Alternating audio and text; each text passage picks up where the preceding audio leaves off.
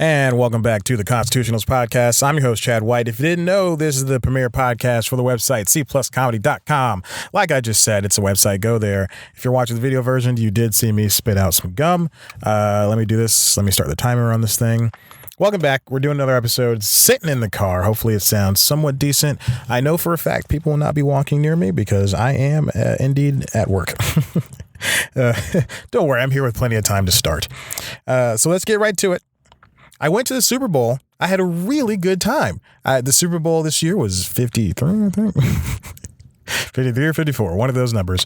And it was, of course, the Patriots in there. And then the LA Rams, newly relocated LA Rams, did a wonderful job. A lot of Boston transplants came down here for some reason. Don't know why, but we had a good time.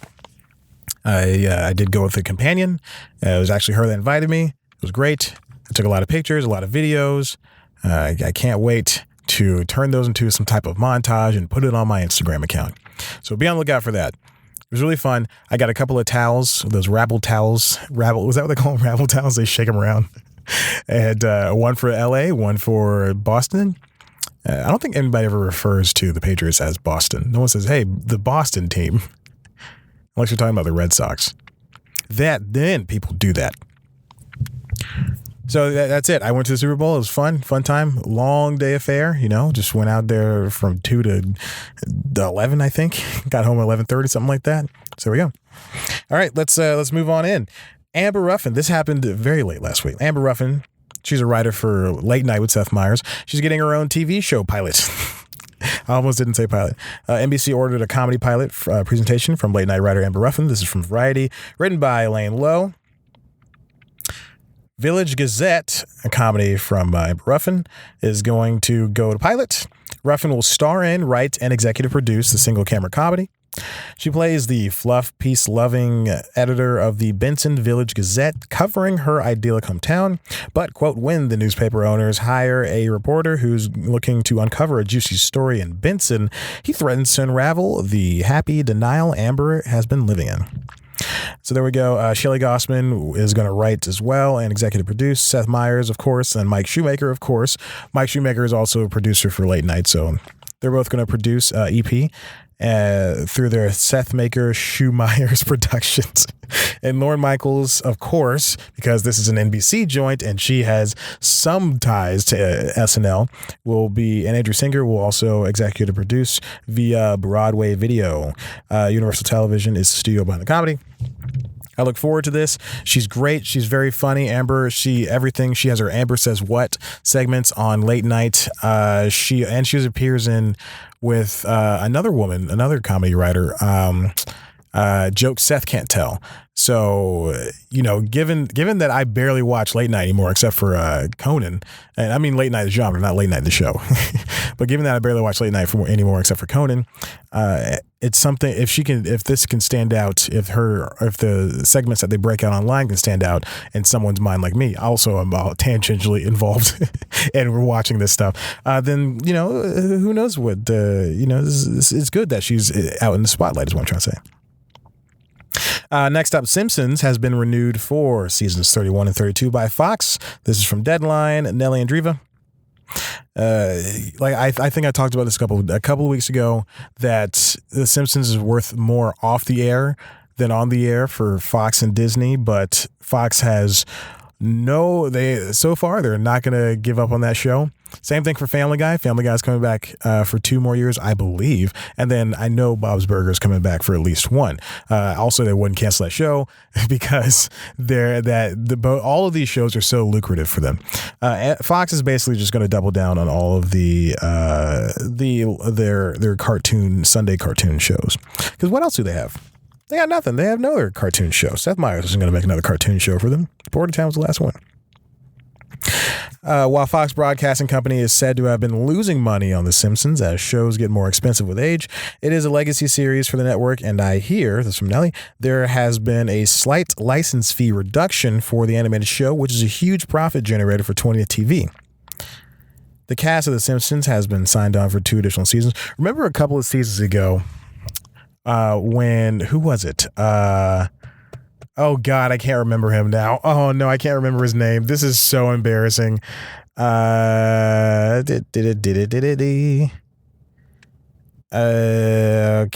I'm sorry. This is so embarrassing. Harry Shearer. Harry Shearer. Nothing like dead air on a podcast, but I'm searching for something.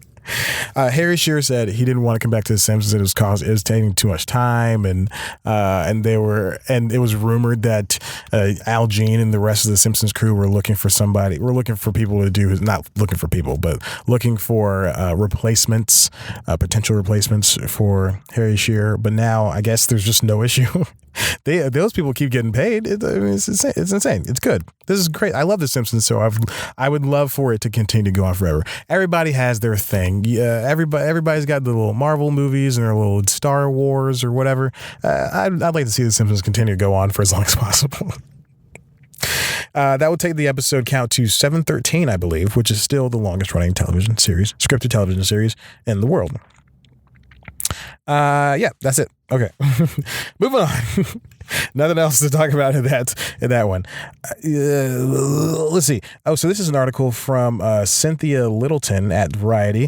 This is inside Disney's daring dive into the streaming world. I don't think I read through this all the way, but what I gathered from it is she's just talking about how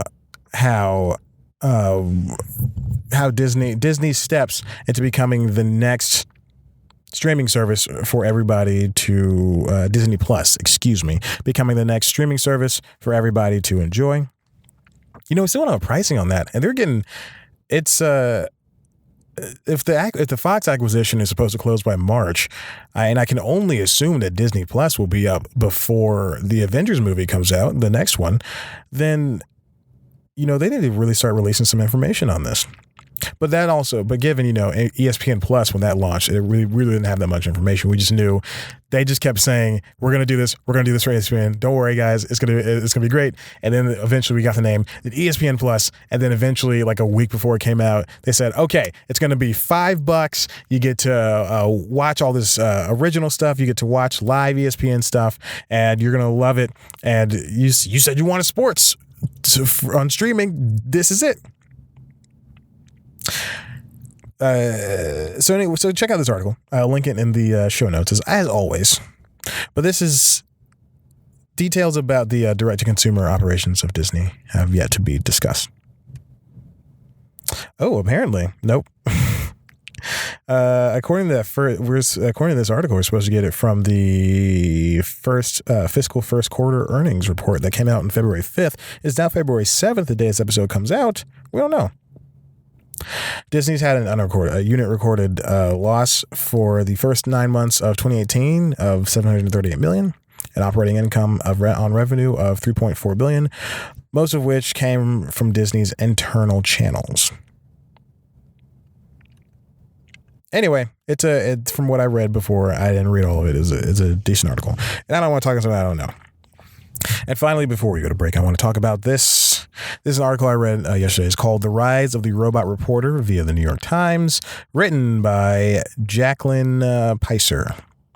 Now, it's basically an article that talks about how Bloomberg, Washington Post, and somebody else, Wall Street Journal, they're all using these AI robots to write financial reports. Bloomberg, they get if you frequent that website, and I know you don't. Somebody like me does. Somebody who's way deeper into that than me. But if you frequent that website, you know that they are basically just stocks and Dow and Dow Jones and all the fiscal reports and financial reports and and some news as well. But when I look at it, it's mostly numbers. And what they have is what we learned in this article is roughly a third, this is from the article, of the content published by Bloomberg News uses some form of automated technology. The system used by the company, Cyborg, is able to assist reporters in churning out thousands of articles on company earning reports in each quarter. So I was just talking about how Disney and their first fiscal report we're talking about, what they're supposed to do for Disney Plus. For last year, in 2018, they talked about how much money they lost in the first quarter of 2018, which is that $738 million and the operating of under the net of $3.4 billion, something like that. So what this robot does is these companies will send these fiscal reports out, or they'll release these fiscal reports, and then this robot, this AI, will get these numbers and then basically make an article out of it, make a digestible article out of it. Now, obviously, not everybody's going to be able to read this article because it's nothing interesting. It's going to be very boring, but that's why these AI are doing it instead of the people doing it. Apparently, New York Times doesn't do this, but it's Washington Post, Bloomberg, and everybody else. Well, a lot of other people. Associated Press does it for minor league baseball, high school football for the WAPO, and earthquakes for the Los Angeles Times. So everybody essentially has their hands in this, with the exception of there's an airplane passing by. I can see it. It is so close to the ground. Is there an airport over here? Any Hoosers. Journalism, this is very important. I brought this up because I thought this was very strange. Journalism executives say it is not a threat to human employees. Rather, the idea is to allow journalists to spend more time on substantive work. I think last week, and pretty much every day of my life, no, I'm just kidding, I don't do this, but I was talking smack about the what's it called? The BuzzFeed doing their thing, with their lists and whatnot, and they have that, but then they also periodically, which I don't understand how this happens. They sometimes have these great, and I never read them, but I hear about them. They're these great, giant 8,000 word articles. I don't want to say essays, articles that will break news and all that stuff. And I think that's great. That's good that they can do this investigative reporting. But this is, it's not really, BuzzFeed. Sometimes you'll see like top 10 ways to lick your husband's nipples. And then he said as he rubs the stock of the car, of the steering wheel. But then they have these big articles, talking about how detailing three women's relationship with the president, something like that. So I think, but that's generally the stuff, or the stuff that's in New York Times Magazine, or the big articles that are in the Wall Street Journal. All the things that are, God, I was going to say internet breaking, but I would drive my car into the side of a wall if I said that and meant anything by it. But that's what people. I guess that's really what these companies want.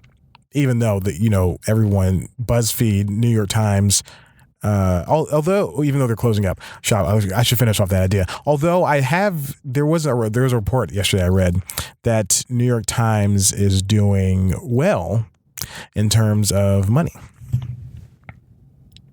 The AP was an early adopter when it struck a deal in 2014 with Automated Insights, a technology company specializing in language generation software that produces billions of machine-generated stories a year. In addition to leaning on the software to generate minor league and college game stories, the AP, like Bloomberg, has used it to beef up its coverage of company earnings reports. Since joining forces with Automated Insights, and this is what I thought was really interesting, so pay attention to this, the AP has gone from producing 300 articles on earnings reports per quarter to 3,700. That is a 3,400 step up. That's crazy. And I guarantee not even all of those are getting clicks or looked at. The Post has an in-house robot reporter, and notice how I've named four, at least 3 to 4 ones of these different AI robots companions called Heliograph, which demonstrated its usefulness with its coverage of the 2016 Summer Olympic Games and the 2016 elections. Last year, thanks to Heliograph, the Post won in the category of excellence in use of bots at the annual Global Biggies Awards, which recognize accomplishments in the use of big data and artificial intelligence. As if to make journalists jittery, the Biggie ceremony took place at Columbia University's Polls. I don't know why I read that out loud. But yes, so eventually these things are going to do something a little bit less rote and a little bit more substantive. But as for now, and they can say that they're not going to, that journalists don't have to worry about this, but when it comes to something that journalists don't want to do, like I know when I was at XIA, when I was at NBC, I had to write cold cases sometimes, which was just a BS thing to get me to do something when I really didn't want to. Or cold cases. There's these, so you can go fiscal reports, cold cases, just regular news stories. But they're not going to be able to capture, for some of these bigger publications. Well, obviously they're going to be the only ones that can afford them, but they're not going to be able to capture how a real reporter would write. Even if you're not allowed to editorialize, you're still gonna put just a little bit of yourself in there if you're good. I see it all the time. He repeated twice. He repeated twice. So there's that. Hey, listen. I'm going to go to break. Then when I come back, we're going to talk about Spotify. So give me a second. We're going to go to break and we're right back. And we're back. Welcome back to the Constitutionals Podcast. I genuinely hope I leave that break in. And I don't edit it out. Oh my gosh. It was just me sitting there staring at the waveforms, making sure there's enough room so that I can go, okay, that's where the break is. I'm going to cut that part out. I want to talk about Spotify really quick. Just really quick. Spotify is the leading music service. The leading music streaming service. Okay. Pretty much everybody uses them except for the people who don't, who use Apple Music or Google Play Music, or in some cases, it's not Napster, it's not Rhapsody, TuneIn Radio. There's a bunch of other things. I just spit and it just went that way. All right. But it's here we are. They have made an insane purchase. They made a purchase of Gimlet Studios. Gimlet Studios is a podcast studio. I don't think I know that, but they apparently I think were one of the first ones, right? Is that not the one with that does Alex Inc? Remember the TV show Alex Inc? Okay, that came from a podcast. I think it was called The Startup or something like that. But Alex Inc starring Zach Braff. It was I was on television 2 years ago, I believe. It was canceled mid-season. This is from Engadget, written by Mariella Moon. What a beautiful name. Spotify. I said her name is beautiful. Spotify is reportedly in her name. Spotify is reportedly in talks for a $200 million podcast purchase. The music streaming company is in the process of acquiring podcast giant Gimlet, according to sources. Okay, according to Recode and the Wall Street Journal, the music streaming company is currently in talks to acquire podcasting giant Gimlet Media for over $200 million. If Spotify manages to finalize the acquisition, which they did, I think yesterday, at the time of this recording, it will be the first time it has purchased another company. Recode says the negotiation is still in advanced stages, but is not a done deal yet. And it happened. Gimlet was valued at $70 million after raising money in 2017. So they could have done one of two things: was either sell themselves or go public. I don't think any podcast company's gone public, and Spotify is public now, so that's good. So there we go. Let's see. So this is a second article from The Verge. I wasn't sure. I have two more. I wasn't sure which one I was going to go to. Spotify, the leading music streaming app, is finally profitable, but it's not going to last for a long time. This is from Sean Hollister at The Verge. Now, I've mentioned this before. Every big media company. Not every big media company. A lot of recent big media companies that are public are losing a lot of money. Snapchat, I believe, has lost a lot of money. Netflix is losing a lot of money. I would say Hulu, but I doubt that. And now in Spotify, of course, any one of these things is losing a lot of money, but that doesn't matter as long as you can raise money or you have a line of credit.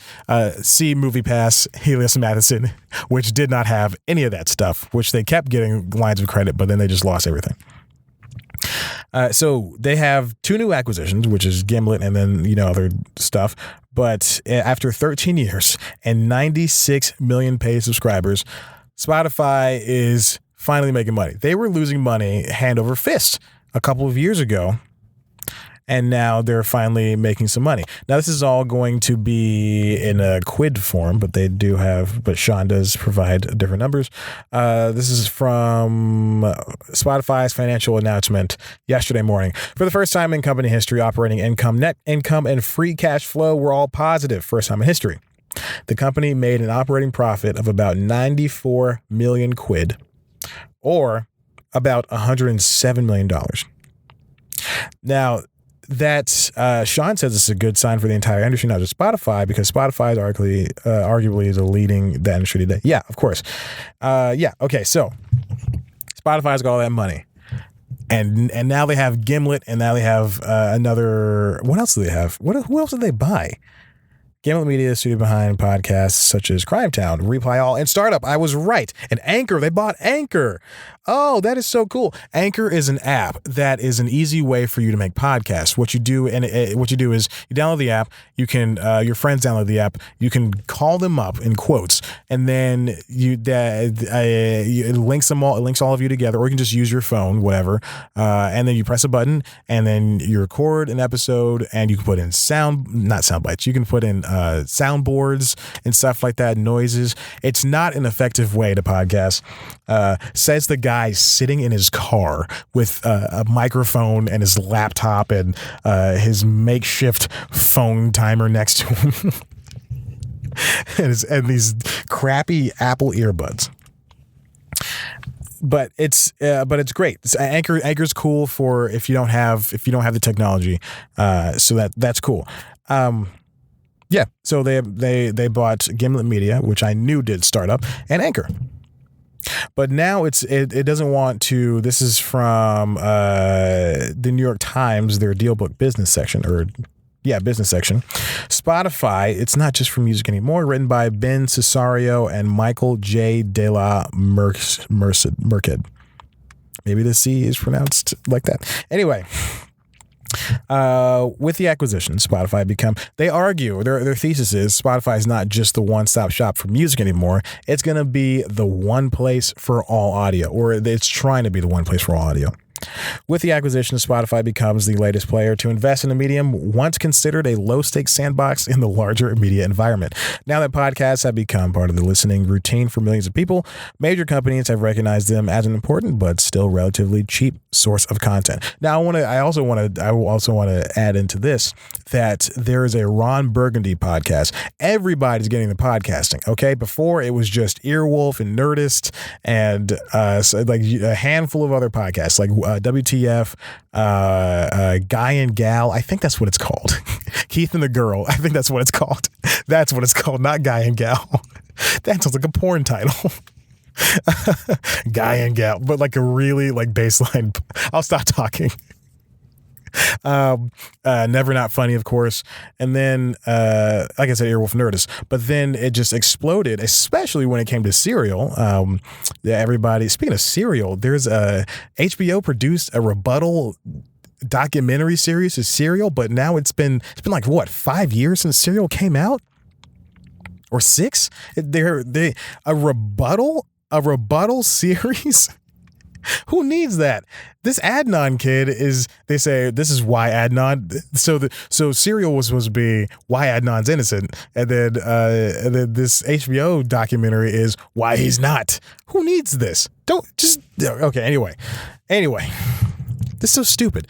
But then of course Serial, and then, shows like Serial and S-Town, they really, And in some cases, Richard Simmons is missing or whatever the heck that was called. But that was a garbage podcast. They're all garbage podcasts, all these murder mystery documentary podcasts. But now everybody has one. Conan, Ron Burgundy, which is Will Ferrell. And that Ron Burgundy podcast, I listened to the trailer and the first episode came out today, I believe. And it is 48. Like they said season 1, which I can only assume they're doing more of these, but it's a long episode, 48 minutes. That's a length episode. Another plane is flying by. Where in the world are they planes coming from?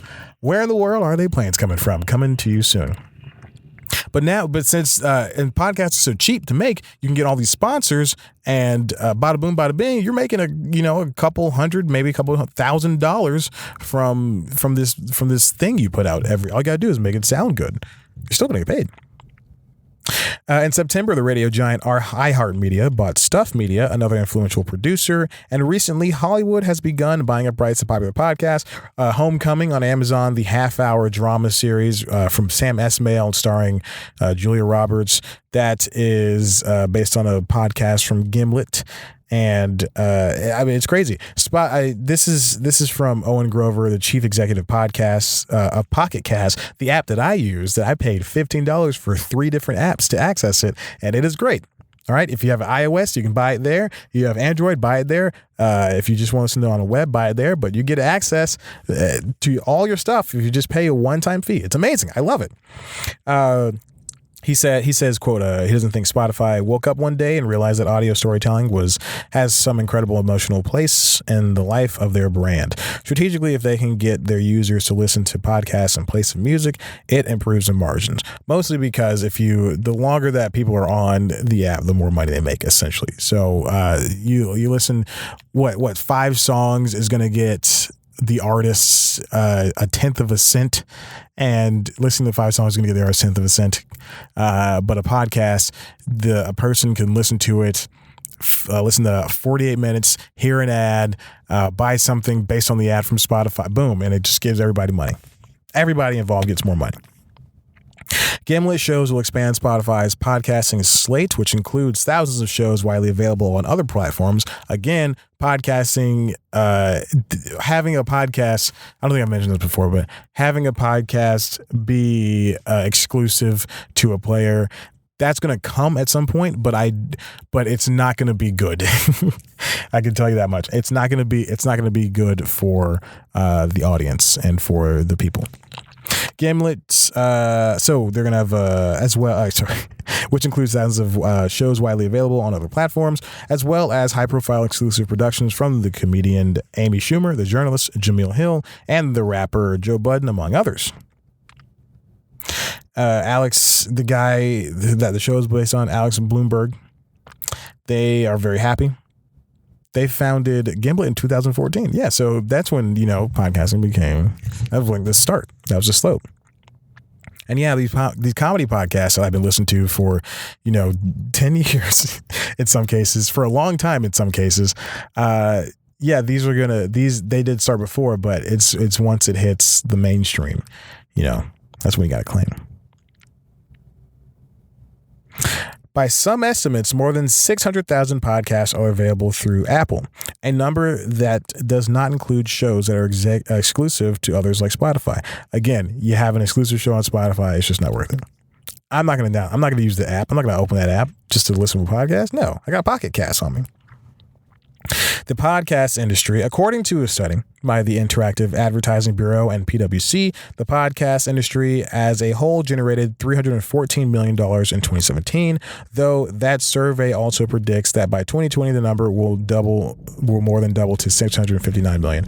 If you just heard, my car engine did click on. It's very hot in the middle of February. It's very hot here in Atlanta, Georgia. And I have been sitting in the car with the air on, and even though I have a hybrid, the engine generator does kick on periodically. I got to end this at some point so I can go to work. I'm 10 minutes late apparently. But yeah, while in 2018 the company lost 78 million quid, about $89 million, it had a net income of $502 million in its fourth quarter. Spotify's gross profit margin also grew in that quarter to 26.7% from 25.3% in the previous 3 months. Mr. Eck, the company's chief executive, predicted that over time, about 20% of all Spotify listening would involve something other than music. And that's where they start doing videos. I think they do videos currently now. Then they're doing podcasts. They're going to do all types of things in order for you to stay on the app longer, in order for you to choose their app over Apple Music, to choose their app over YouTube, choose their app over Google Play Music, which is going to become YouTube Music at some point this year, I believe. So there we go. But it's cool. It's cool to see podcasting get recognized like this. It's not going to be cool when it gets blown out of proportion like television. We're already starting to see that, like with Stitcher Premium. You pay $5 a month. I'm so happy to see my favorite comedy hosts, comedy podcast hosts, and journalist hosts, and all these other hosts get paid. But when we have things like Patreon, when we have shows hidden behind Patreon walls, or when we have exclusive shows that are, $5 a month on Stitcher Premium, it gets to add up. And of course, as for streaming services, you don't need to have all of that. But when you have, three of the major competitors like Netflix, Hulu, and Amazon, then for such, low prices, you kind of want that. But then when other shows are hidden behind paywalls and other, like when Nickelodeon shows, I think all of the old Nicktoons are on Verve. And I would love to watch, one episode of Rocket Power. I can even keep a straight face. I loved I guarantee if I sat down to watch Rugrats, Cat Dog, Rocket Power, Courage the Cowardly Dog, any of these shows from old Disney and Nickelodeon and Cartoon Network, a lot of them probably wouldn't stand the test of time, especially Rugrats, because that show was ugly. But Rocket Power, I guarantee would not. Mostly because I saw a tweet yesterday that was where Black Twitter went in on Rocket Power and how it's probably not that good anymore. Any Hoosers. But it's gonna be interesting to see this thing change. Television, they used to not have a lot of commercials, and then as I've mentioned on this week's News Time, the Super Bowl last year had 102 minutes of something like that, like 102 minutes of commercials, whereas the Super Bowl from 2008, so 10 years ago, only had 86 minutes of commercials. And even when I was at the Super Bowl this past Sunday in 2019, there was a lot of stoppage in time, even though it was moving briskly, and also it was a very slow game. So even being there, but it was great and I loved it, and it was awesome. So thank you so much for listening to the show.